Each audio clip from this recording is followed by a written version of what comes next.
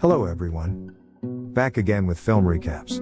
In this video, I'm going to recap one of the horror thriller films from 2018, titled In Fabric. Before we get to the storyline, I'd like to wish everyone a happy and great day. Without further ado, let's get straight to the storyline. The movie opens with a middle-aged woman named Sheila, who works as a teller in a bank. She's recently divorced from her husband and now lives with her teenage son, Vince. As Sheila goes about her usual chores at home, her attention is suddenly drawn to a TV ad for a boutique called Dentley & Soper's. The ad is surreal, as if trying to possess the viewer's mind, and hypnotize them into coming. Moments later, Vince excuses himself to go meet his dad. Sheila urges him not to leave without dinner, but Vince casually claims his dad's new girlfriend is making him dinner. The words cut through Sheila like a knife, as she had not realized her ex had moved on already. After Vince leaves, Sheila, determined not to appear like a loser, takes out a newspaper. There are a lot of ads for lonely men looking for dates, so she chooses one, and decides to send him a picture. The next evening, when Sheila returns home, she is stunned to find a girl posing on their kitchen counter. It turns out to be Vince's girlfriend, Gwen, who is the subject of his sketch. Sheila offers her a drink, but Gwen, who is absorbed in her pose, completely ignores her, leaving the woman feeling invisible. In the next scene, Sheila receives a message from the advertising guy, who agrees to go on a date with her. Excitement bubbles inside her as she heads to the salon the next day to style her hair. Later, she visits Dentley & Soper's for some shopping, where she meets the sales assistant, Miss Luckmore. While browsing, Sheila's attention is caught by a red dress, displayed exclusively. Miss Luckmore calls it the best piece in the boutique, and tries to persuade her to purchase it. Afterward, Sheila puts on the dress, and is stunned to find herself looking truly beautiful. What surprises her even more is that the size 36 dress fits her perfectly, despite it not being her usual size. Sheila still hesitates, unsure if it is too much for a date, but Miss Luckmore encourages her to be bold and take the chance. In the end, Sheila decides to buy the dress, and she proceeds with the payment. Miss Luckmore then asks for her personal details, such as her complete address and phone number, which Sheila provides without hesitation. While listening to her, Miss Luckmore suddenly falls into a trance-like state, and her expressions become blank. But she soon snaps back and thanks Sheila for the purchase, assuring her that the dress will make her shine on her date. Later that night, we see Miss Luckmore receiving a call from someone, and with a chilling calmness, she shares Sheila's personal details. Meanwhile, Sheila arrives at the restaurant for her date, filled with anticipation for what's to come.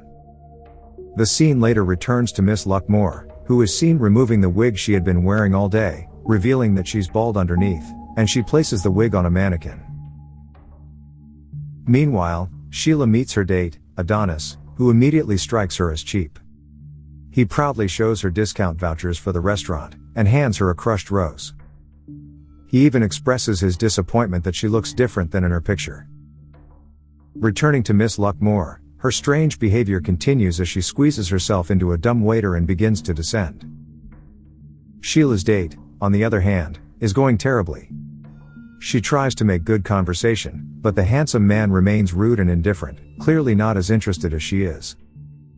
Frustration builds inside Sheila as she feels the awkwardness between them grow. Sometime later, when Sheila returns home, she's shocked to find rashes suddenly appearing on her chest. The next morning, Sheila tries to do some laundry but can't find her red dress. She instead discovers it in Vince's room, and assumes Gwen must have stolen it.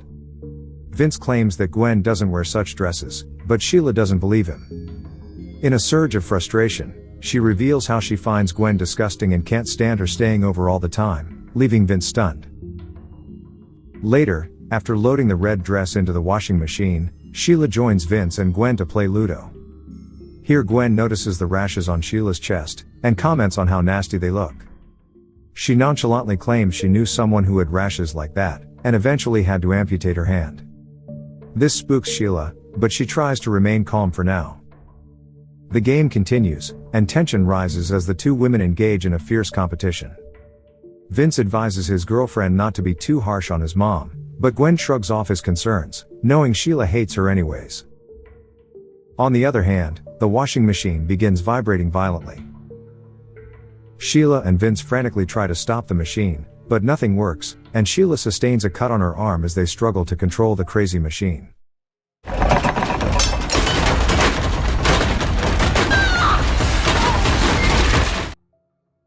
The next day, the injured Sheila heads back to Dentley and Soper's to resize a coat. While it's being tailored, she flips through a boutique catalog, and notices a model wearing the exact same red dress as hers. Miss Luckmore reveals that the model's name was Jill, and she was tragically killed in an accident after the photo shoot. A surprised Sheila asks how many red dresses were in stock, and Miss Luckmore creepily tells her that there was only one. Sheila is shocked to realize she bought the same dress Jill wore before she died. Sometime later, when no one is around, Luckmore tears off Jill's page in the catalog, and secretly inserts it in her crotch. Later that night, Sheila goes on a date with Zach, a guy she met through a newspaper ad. He has also arrived with discount coupons, which disappoints Sheila at first. But as the night goes on, Zach's unexpected sweetness shines through, and they start to connect in ways she didn't expect. Back at home, while Gwen and Vince are making love, the red dress suddenly starts floating around the house. Suddenly, Gwen notices the dress hovers on the wall by itself, and it starts suffocating her. Vince proceeds to calm her down, and the dress also immediately falls to the ground. Elsewhere, Sheila is enjoying her time with Zach. They realize they're a perfect fit for each other, and agree they won't look for any more matchmaking ads. Returning to the boutique, we see Miss Luckmore watching customers through the window. They are all desperate to come in despite it being early morning. Then, the owner of the boutique, along with all the employees, gathers at the front door. They greet the customers with bizarre hand movements, and bow down in an eerie manner. Later, Sheila is at home with Zach, and Sheila nervously mentions that something feels off about the red dress, since the model who wore it had died. But Zach thinks it's no big deal and urges her to put it on, so she eventually agrees and slips into the dress. Zach reassures her that she looks stunning, and they end up making love. The next day, as the couple is walking, a vicious dog charges at Sheila out of nowhere. It tears apart the red dress she's wearing, while Zach desperately struggles to control the animal. Later, they return home, and Sheila fortunately doesn't have any injuries. But when Vince returns with her clothes, they are stunned to find that the red dress is completely intact, and even more pristine than before. Later that night, Sheila is suddenly jolted awake by strange noises coming from inside her closet. And we see that it's because of the damn cursed dress moving by itself inside. Elsewhere, Miss Luckmore is seen doing bizarre movements, while the red dress begins to move violently inside Sheila's closet, terrifying her. The next day, Sheila heads to Dentley and Soper's, determined to return the red dress. But Miss Luckmore refuses to accept it because Sheila doesn't have the receipt.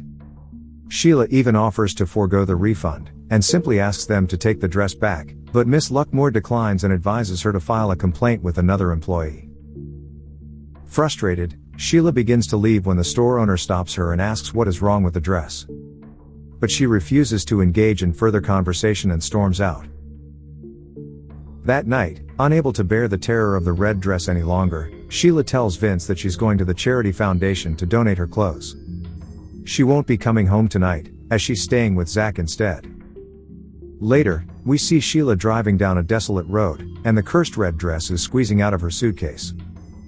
Even worse, the woman is terrified when spots a naked mannequin standing in the middle of the road. And then this happens.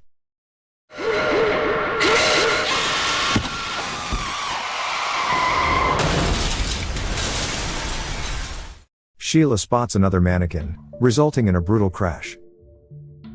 Moments later, an injured Sheila stumbles out of the car, and she sees the red dress hovering eerily in the air. She soon succumbs to her injuries.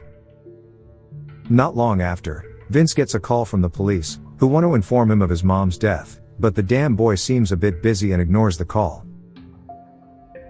A few days later, the scene cuts to a thrift store, where the cursed red dress has found its way onto a shelf. A man buys it, and casually places it over his vegetable basket. As he drives away, the dress slowly shifts on its own, and we see that the vegetables have completely rotted.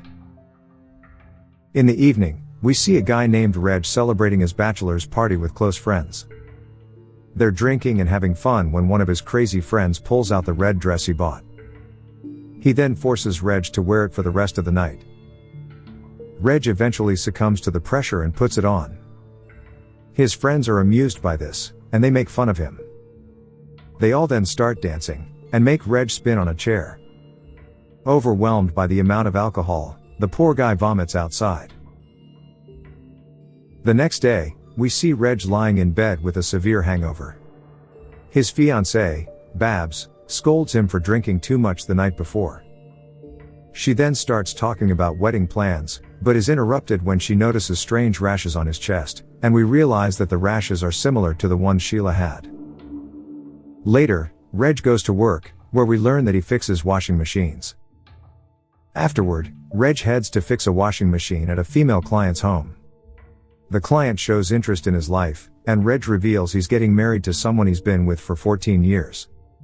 He insists that he's always been loyal to Babs, and isn't interested in anyone else. But the client doesn't believe him and begins flirting with him. And so, Reg changes the subject and starts talking about the washing machine. This seems to trigger something in her, sending her into a trance-like state. Later that night, Reg and Babs are sleeping when the red dress is seen floating in the room. In the morning, Babs puts on the dress and admires its beauty. She then notices that it's a size 36, and wonders how Reg fit into it during the bachelor party.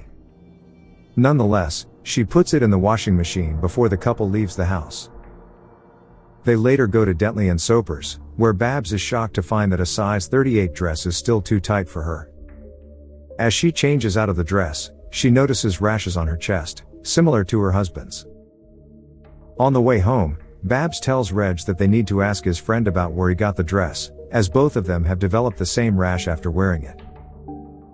Soon enough, they arrive home and are horrified to see that the washing machine has broken down. Reg then inspects the machine, but when he begins describing in detail what went wrong with it, the words appear to draw Babs into a trance-like state, similar to what happened earlier with the woman. The next day at work, Reg is summoned to his boss's office. It turns out someone reported that Reg fixed his own washing machine without reporting it. This goes against company rules because the company paid for his training.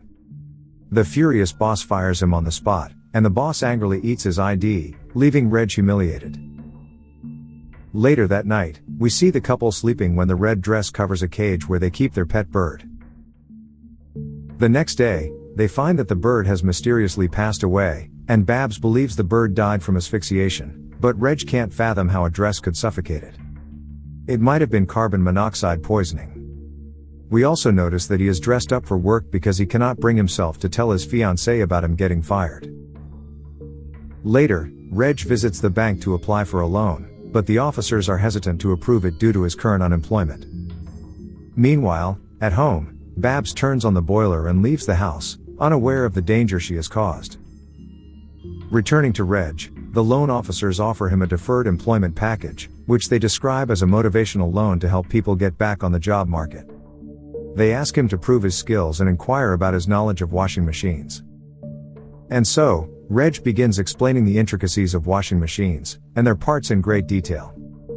But as he speaks, the two men gradually fall into a trance-like state with their eyes glazed over. In the evening, Reg returns home and relaxes in front of the TV, trying to unwind from the day's events. Meanwhile, Babs heads to Dentley & Soper's to do some shopping, wearing the red dress, but Miss Luckmore immediately asks her to leave, citing that it's almost closing time. Babs protests, saying she'll just pick a dress and leave quickly. But Miss Luckmore insists that to shop there, one must be presentable, and Babs appears to be shabby and unkempt. They are soon interrupted by the store owner, and after a private conversation with Miss Luckmore, she allows Babs to stay. At home, Reg watches a bizarre ad for Dentley & Soper's on TV. The ad seems to have a strange hypnotic effect on him, pulling his attention in a trance-like state. At the same time, the boiler in the house begins heating intensely. At the store, Babs picks out a dress and heads to the dressing room to try it on. She takes off the red dress and throws it on the floor, but the dress suddenly starts moving on its own.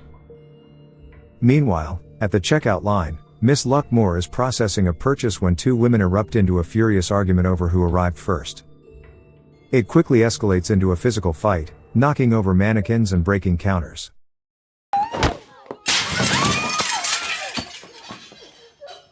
Seeing this chaos, other customers take advantage of the situation and start looting the jewelry and clothes. At the same time, the red dress falls onto a heater, sparking a raging fire in the boutique. Elsewhere, Reg is discovered lifeless in front of the television, having died as a result of carbon monoxide poisoning. Meanwhile, in the boutique, chaos erupts as customers begin looting Miss Luckmore as well. Babs notices the thickening smoke and desperately tries to escape, but the door doesn't open.